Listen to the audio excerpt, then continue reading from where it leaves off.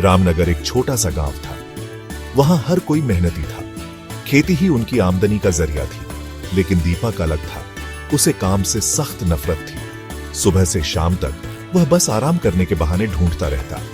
कभी पेड़ के नीचे सोया हुआ मिलता तो कभी नदी किनारे बैठा हुआ। उसे देखकर सब यही कहते, निकम्मा लड़का है। माँ बाप के समझाने पर भी उस पर कोई असर नहीं होता। दीपक के पिता किसान थे।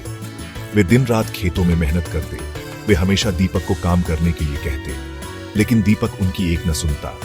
उसे तो बस मौज मस्ती चाहिए थी। गांव के लोग दीपक के पिता से कहते, इसे कुछ काम सिखाओ, कब तक यूं ही आवारा फिरता रहेगा। लेकिन दीपक के पिता को अपने बेटे पर बहुत दया आती। वे सोचते, छोटा है, अभी सुधर जाएगा। दीपक का दिन आलस से भरा होता था। सुबह देर तक सोना, फिर इधर उधर घूमना, यही उसका रोज का काम था। कभी कभी वह दोस्तों के साथ ताश खेलने चला जाता।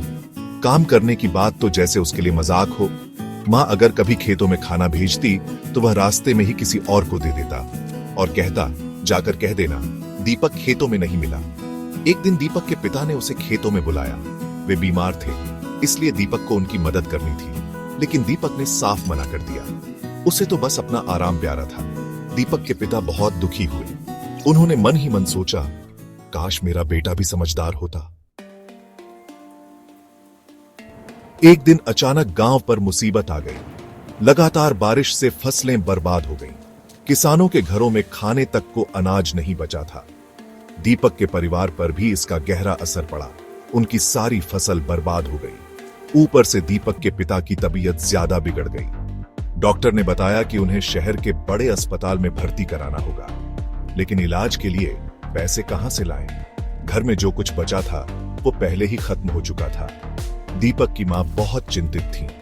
उन्होंने सोचा, अब क्या होगा? कैसे बचाऊंगी अपने पति को?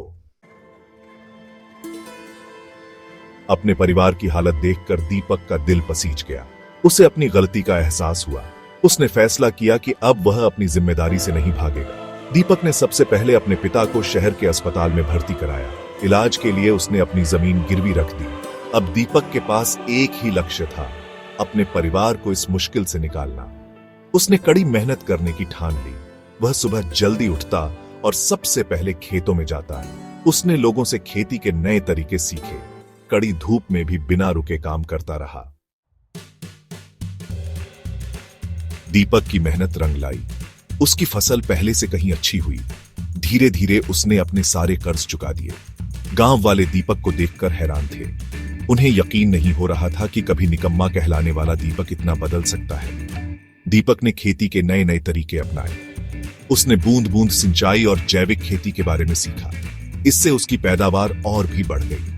दीपक ने अपनी कमाई से गांव में एक स्कूल भी खुलवाया। अब गांव के बच्चों को दूर शहर नहीं जाना पड़ता था।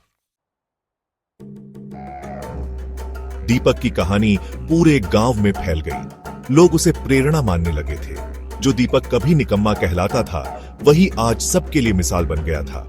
उसने साबित कर दिया कि अगर इंसान ठान ले तो क्या कुछ नहीं कर सकता। उसकी मेहनत से न सिर्फ उसके परिवार की तकदीर बदली, बल्कि पूरे गांव का भाग्य भी चमक गया।